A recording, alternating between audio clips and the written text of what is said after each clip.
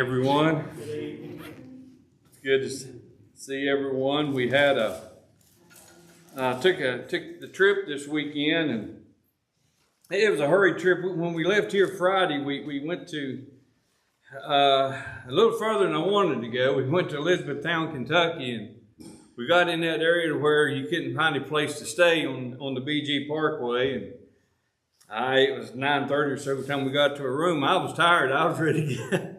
And then drove on down, and then it was an 11-hour drive coming back Sunday. So we got back about 9 o'clock or so, 9:30, somewhere through there Sunday night. But it was a good trip. We did all right. But just remember, we visited some of the facilities at St. Jude's and spent some time down there, and kept getting on to the two boys. They wanted to wrestle and carry on just like they were at home, and Jordan has his port and stuff in. So, they kept trying to say, you can't be, looked over and they each had a hold of a football on the ground and rolling around trying to take it from each other. And you know how boys are. So anyway, it was something to be down there and see the facilities and the things down there. But be praying for all of those families down there. We saw several kids walking around that were sick, but just remember we went to studying last week on the Sermon on the Mount, Matthew chapter 5, and we got through the first 26 verses of Matthew chapter 5. And I really, as I said last week, I really like this Sermon on the Mount. It is a very good representation of all of Jesus' teachings, all put into one short. The book of James is another one that's really good on his teaching and compacts it a little bit. But this sermon here, we got through the first parts of it, and we're over here in chapter 5, and he speaks upon murder, and that's the one where we did that last week, and he touches upon adultery here, and divorce, oath-taking, hatred of your enemies, and other things that he has here in this next little bit. But we're going to be started in verse 27, chapter 5, verse 27 of Matthew. And he said, "You have heard that it was said by them of old time, thou shalt not commit adultery." Of course, we can go back and take a look at that. That is in Exodus. We can read the Old Testament laws. It's actually in Exodus chapter 20, verse 14 is where that is brought out. But he says, "But I say unto you, that whosoever looketh upon a woman to lust after her has committed adultery with her already in his heart." So Jesus is talking about going from the physical side of the actual act to the heart of where it all starts. And when you look upon a woman in lust, is what he's saying, if given the opportunity, a lot of times that you'll carry it out. If you keep it in your heart, you keep it in there and keep that desire in there, if given an opportunity, you'll act upon it. Now, folks, there's times that things are going to happen and you see things. Folks, when you're out walking around or you see people or things happens, and you can't help but see certain things, but don't keep your mind upon what you see. If you keep your mind upon it, it turns a lot. And I think of the example of David in the Bible. What happened with David? He went up on the rooftop, I believe in the Bible, if I'm trying to remember right, to pray, and he saw Bathsheba taking a bath. And he lusted after her. Not only did he lust after her, he wound up committing murder and everything just to have her. So it went from what he seen to he conceived it in his heart until he acted upon it, and then he had to do things to cover it up. So when Jesus is talking about all of these things here, these are all things that are in the Old Testament, that is in the old laws of things that happens, but he's carrying it a step further, as I said last time, and he's talking about the heart here. Don't let your heart get buried up in sin. When you see things and things happen and things enter your mind, it happens. And that's one of those things that every night I always pray, Lord, forgive me of my sins. There's things that's going to happen and you're going to do, act upon it, or things you should do that you don't do. And it's sin. So we need to keep our hearts and our minds clear. And that's what Jesus is focusing on, because he says that if thy right eye offend thee, pluck it out and cast it from thee. For it is profitable for thee that one of thy members should perish, and not that the whole body shall be cast into hell. And if thy right hand offend thee, cut it off and cast it from thee. For it is profitable for thee that one of thy members should perish, and not that the whole body should be cast into hell. Now understand, a lot of the writing in Jesus' time was written hyperbole.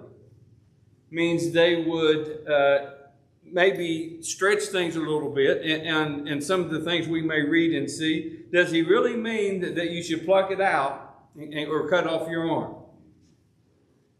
I think he's using that as an example that the things that we need to cut out of our heart, to cut out of our lives. But again, I've heard it said, and I can understand it, that if you keep doing something over and over and over, and you do it, and then because you say, well, I know I'll just ask for forgiveness, and he'll forget. See, that's a will for sin. Willfully committing sin, knowing that you can be saved of it. Now, I think you'll have to answer for that. There's probably some of that in all of us that we need to really watch. That is something we need to stay with. If that, I think, really is where that it would be better that you pluck out a knife and cut off the hand and keep continuing to do the sin. How severe you say it is. It is. That tells you it's very severe that if you keep doing it and keep committing it, you're in danger of the hellfire. You're absolutely right, Bobby. It's that serious. Folks, sin is what separates you from Christ, or from God. Sin in your life will cause you to feel.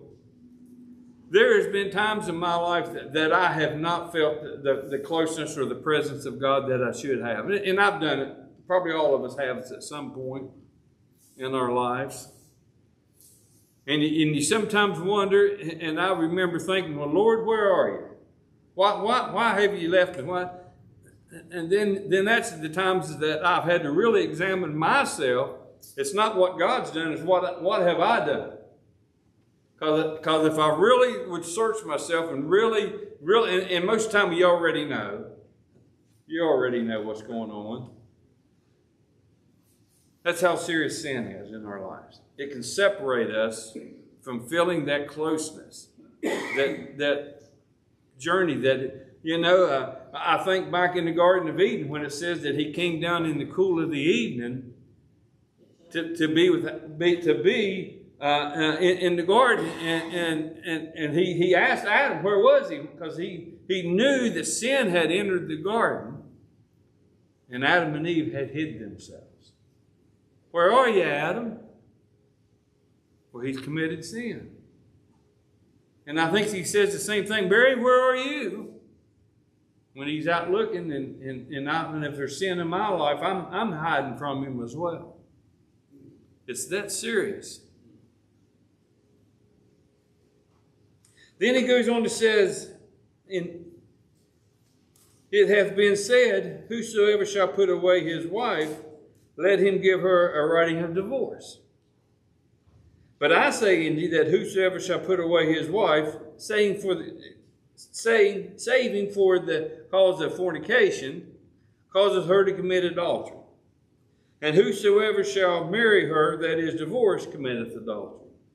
Now I find this very, very interesting.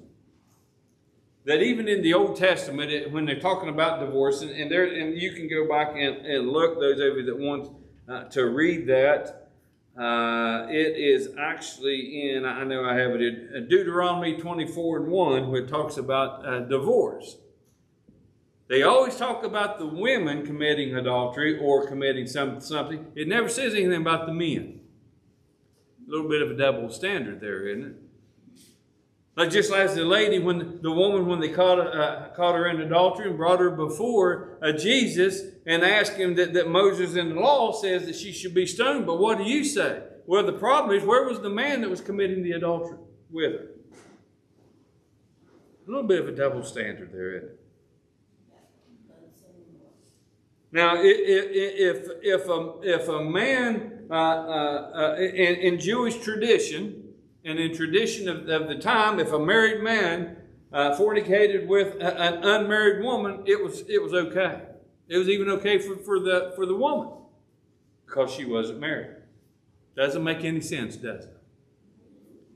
But now, if a woman commits adultery or fornication, as it says here, or as we could say that sexual immorality of any kind, then the husband could divorce her, give her a writing of divorce. But there's also several examples in the Bible, and you can go and read those as well, where God commanded the man to stay with the woman. There was even one prophet that he commanded to marry such a woman. So I don't believe that God is for divorce at all. But now there are times that I really believe that in this situation, if either party commits fornication, I believe that is fine. And I also don't believe that anybody that's in I don't know how you would call it, mental fornication or an abusive situation. I don't think either party should stay in any kind of marriage that is being abused of any kind. So, and I know that doesn't say that in here, but that's just my belief. That the Bible, I think, would hold out and says in some of Paul's writing, how a husband should treat the wife and how the wife should treat the husband, and that they should be one together. And if they're outside of that, then something's wrong. But he goes on here and he starts talking into another situation here. He says, again, we have heard it hath been said by them of old time, thou shalt not forswear thyself, but shall perform unto the Lord thine oath. Now,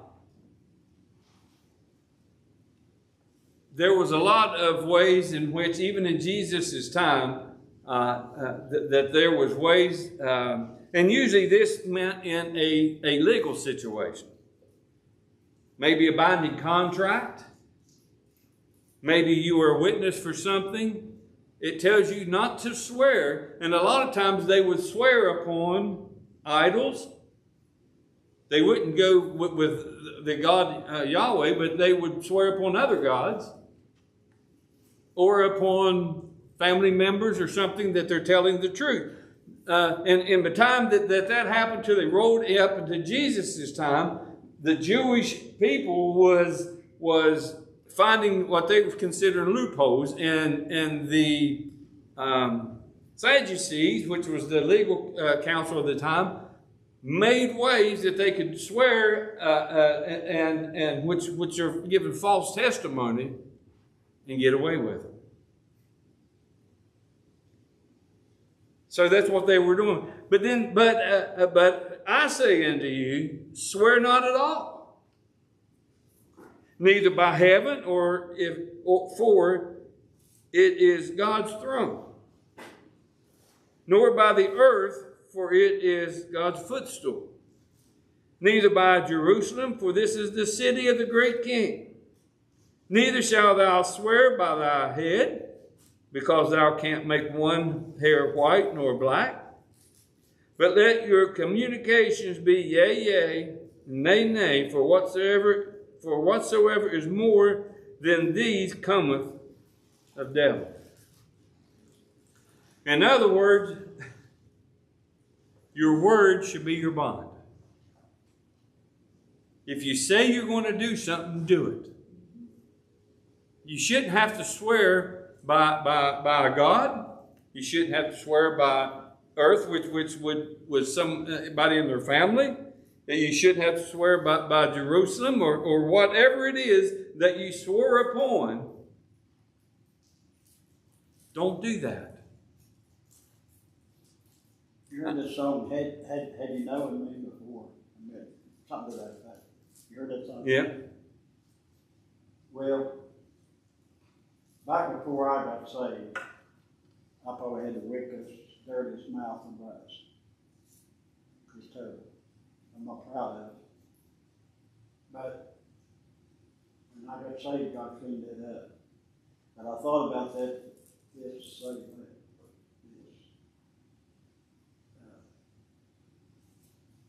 I was the other day, somewhere, I can't remember where it was at, but every other word the man said, he used God. And it just made cold chills and all over my body. Yeah. And I used to be as bad as he was. But God can make a change. He can. I was thinking, I don't know how many times I've heard, especially me working in a bank. When you come up and you borrow money, we have so much paperwork you have to sign. And I can remember out here a lot of older people say, boy, I remember when you could do it on a handshake. Can't now. You can't now because too many will swear upon their mother's grave and knowing they're lying about it. God's saying that your word be your bond. Now, there's sometimes you will break a bond, not meaning to. I can remember talking to a lady that was in the hospital one time, and I said, I'm going to try my best to be back here tomorrow evening to visit with you, and she was pretty serious. I said, I'm going to try to do my best to get back here. Well, someone else had called and told me that was sick, and they wanted me to go visit them because and it wasn't somebody, that person was somebody that was in church that was in the hospital. And they said, this person's unsaved. We want you to come and talk to them. We don't know if they're going to be able to make it through the night. Could you come and talk to them and pray with them? Well, that's a little more urgent than me going to visit somebody in the hospital. But that person never forgave me for not coming back down and seeing them the next day. So after that, I always try to tell them, and I may have said that wrong earlier. I told her I'd be back tomorrow to see her because I was planning on going to Charleston to do something else anyway, and I just swing by and see them. I always try to tell them now, I will try my best to be back. The best rubber band in the world, it will break. Yes. Even though be stretched so far. But, and I've learned that. God willing, I'll be back here. Because you never know when something's going to come. I had all intents and purposes to be there the next day.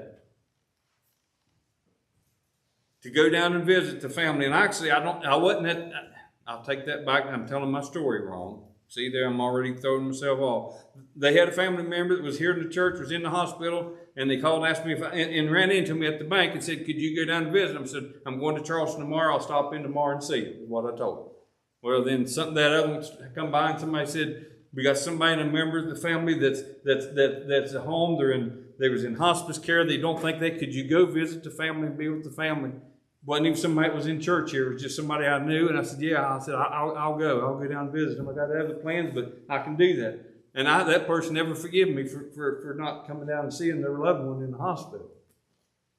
The loved one wasn't in church here, but the one that was talking to me was. If it be the Lord's will, I've been trying to get that in. I've been trying to learn to do that. Because that's what we need to do, if it be the Lord. Sometimes it's not. Sometimes it's not. Sometimes something happens, and really you meant to do it, and I had all intentions to be there and to do it. So that's why we need try to, but let our word be our bond. But make sure we put a little asterisk by that and tell them, hey, look, if the Lord's willing, I'll be there to see. Sometimes I forget that. But that's what he's trying to say here. Don't swear upon something, especially in a legal binding document or in the court settings. Let your word, hey, just say the truth and tell the truth, and you don't have to remember a lie and who you told what to. Yes. Telling the truth is a whole lot easier because that you can remember if you tell the truth. Tell a lie and you have to tell another to try to cover that. Yeah. You ever get a man killed in a coal mine, you burnt that there. Yeah. Right now. Yeah. I've been through it. Oh, absolutely. I bet.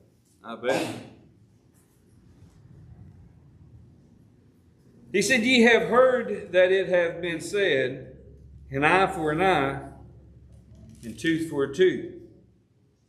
Now that also is in the Old Testament. Now the thing about this is, when you go back and read some of the situations that goes on in this, in that time period and in Jewish law as well, when they were talking about this back in, I think this was also in Deuteronomy, that this is brought out, an eye for an eye. This is also talking about a legal situation.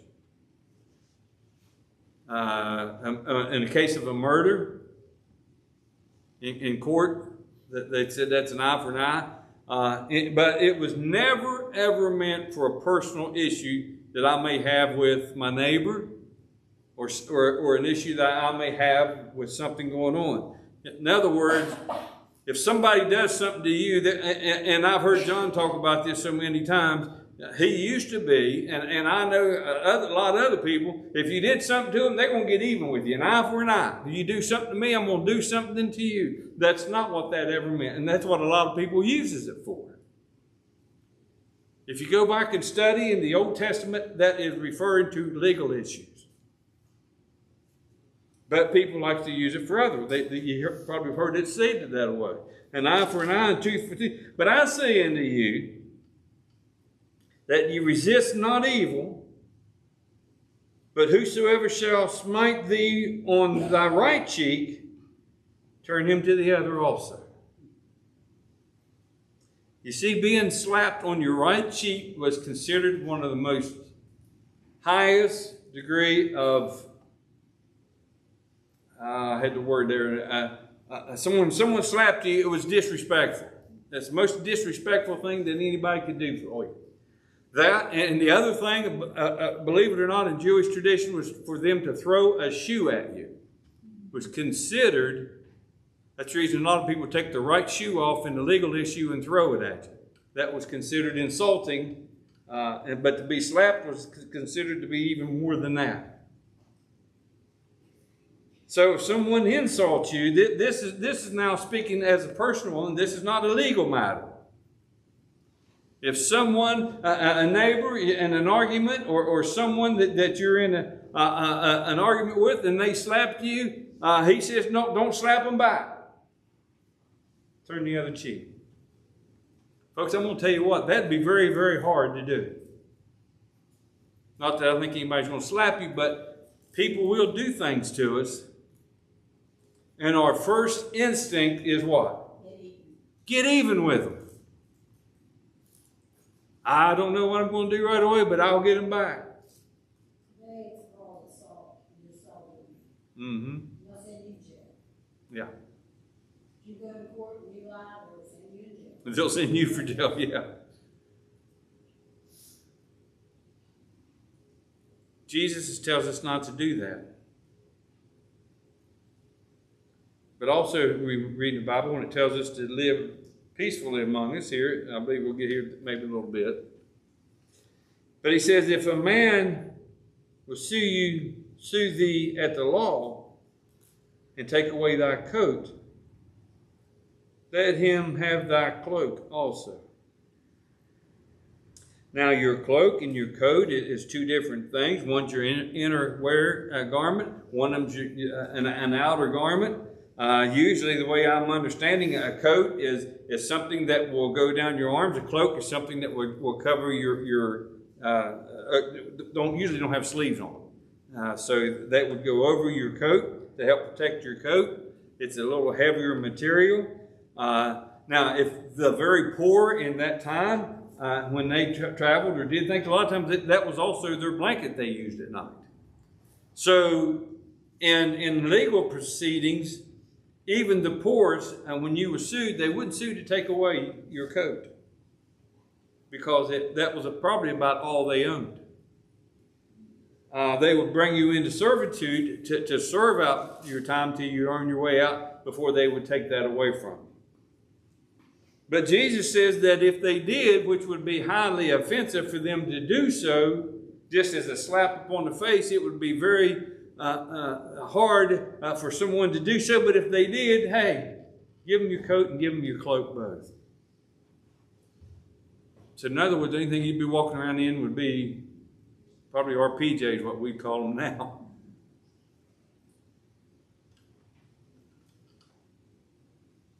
And whosoever shall compel thee to go a mile, go with him twain, or two.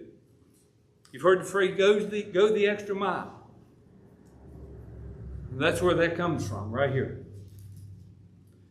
It was perfectly legal at that time for the Romans to come through, take one of your animals, or have you to carry their stuff. Animal would be like a pack animal or something, a horse or something, for them to ride or to pack their, they had armor, it was heavy, especially the foot soldiers. They would grab someone and have them, and it was perfectly legal for them to have you to carry it a mile. Carry their heavy armor and all their stuff a mile, and then you'd have to give it to them and walk a mile by.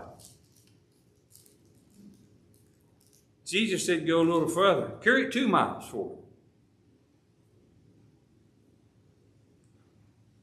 So in essence, you got even with them. Well, you got a little even with them, but probably not the way that they would think. I kind of think of it this way. They can force you to go a mile, but what kind of respect do you think you'd get from them if you went 2? How do you think that they know that they can force you and they're superior over you because they're the ruling ones? They had the army, they had the might, and they can force you, and you'll grumble and complain, probably not like it carrying their stuff a mile. But if you went 2, what do you think would go through their mind? Well, my point was you obeyed God. You obeyed God. Yeah, absolutely. You obeyed God. What do you think the respect that you would get from those? Well, no, the Roman soldier, maybe none. Maybe none, but maybe some. I've known some Roman soldiers called upon Jesus to heal his servant. There's one called Cornelius in there, wasn't it? Called upon Peter. How do you think that they got to those soldiers like that? Probably by showing how the Christians or those followers of Jesus Christ was different from the other Jewish people. How do you think you're going to win people to Christ today? Is by showing them we're not like the world, that we are different than the world. It's the only way you're going to be able to win them today.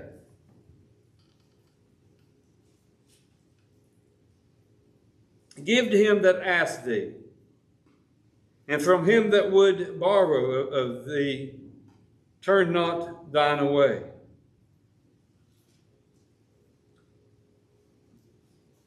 Folks, we are to be charitable. I think that's something that churches don't do anymore. The government takes that role, I think, a little bit away from the churches. If you remember in Jesus' time, right after Jesus ascended back up into heaven, how the Christians sold everything they had and came together and shared with one another all of the goods and stuff that they had. We're to help one another here in our church.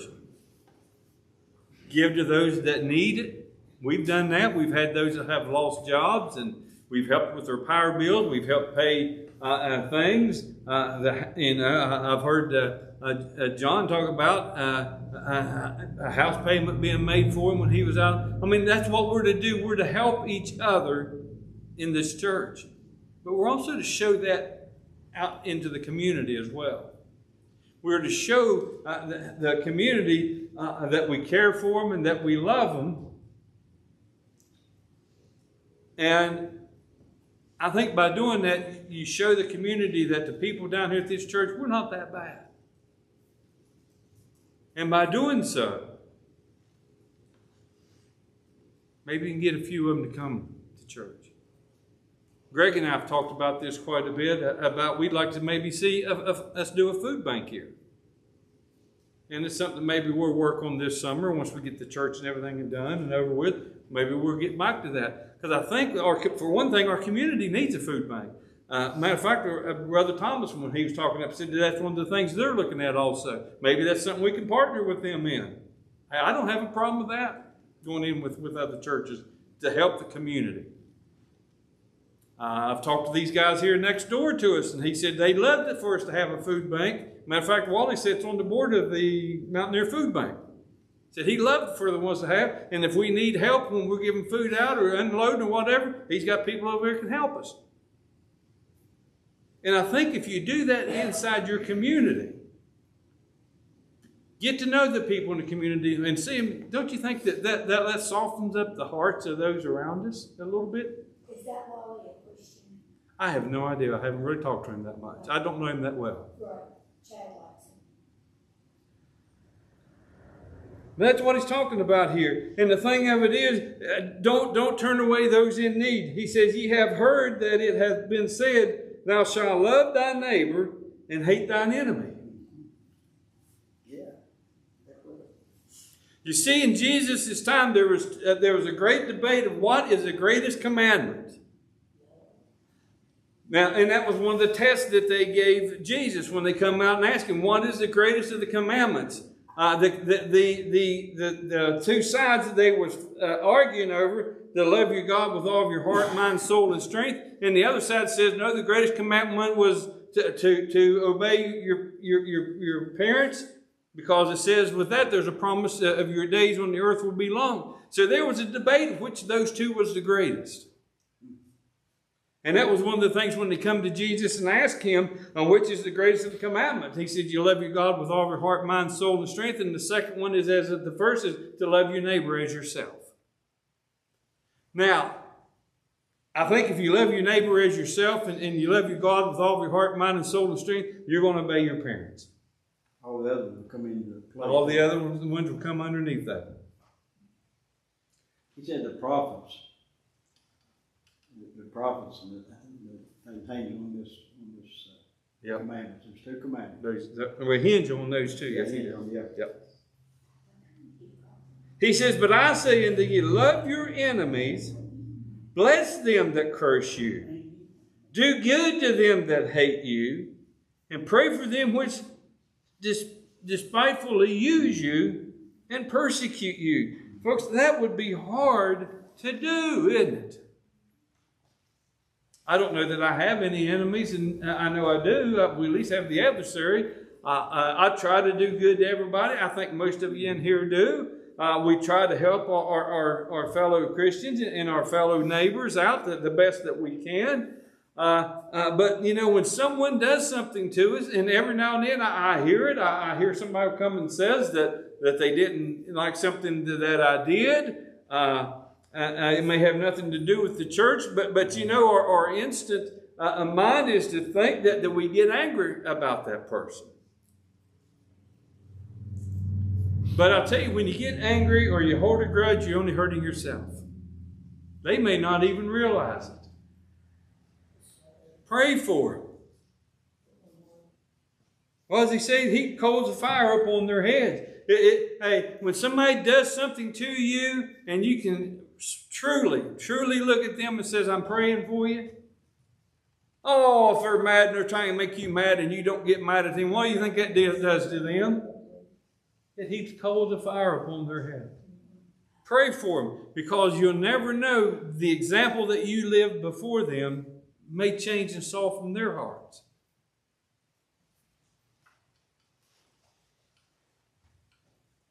He says, that ye may be the children of your Father which is in heaven. For he maketh his sun to rise up on the evil and of the good, and send rain upon the just and the unjust. Folks, there's things that's going to happen to all of us in this world that we're going to experience the same as anyone else. You think those people that drove the nails in his hand and feet of Jesus come to him as an enemy? I don't know that they come to him as an enemy. They were Romans. They were just persecuting a Jew, as far as they was concerned. Unless they was there when in the Pilate's house when all this was happening and seeing all that, they probably thought they were just carrying out orders. Well, they probably was. But when the veil rent and stuff happened and the darkness fell upon him and the earthquake, boy, I'm going to tell you what, they probably, all the things that they heard was making fun around him, they probably changed their mind. But you think about Jesus. He was there on that cross. Yeah. He drove up nails in his hands and his feet. Through all that beating, Never said a he thing. looked down and said, Father, forgive me. Yeah. That's love. That is love. Yeah. There was a place there where the soldiers said, surely this was the Son of God. Mm-hmm. Yeah. After he went and all that. After they done. Yeah. He says, for if ye love them which love you, what reward have ye? Do not even the publicans the same? Now the publicans, of course, was the tax collectors that the Jewish people hated.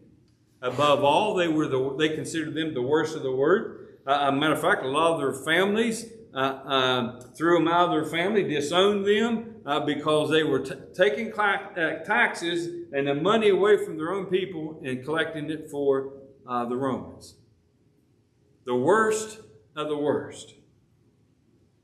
So he's saying here, if you love them that love you, what reward is that? Because even even the sinners in this world love each other.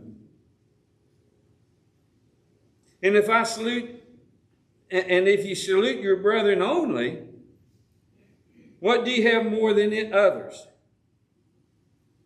Do not even the publicans so? In other words, if you only show love and kindness to your fellow Christians, what good is that going to do to the world? How good is that to the world? If you don't show good outside the walls or to those in the community that needs Christ in their life, that needs God, and you don't show that love to them, how are you going to win?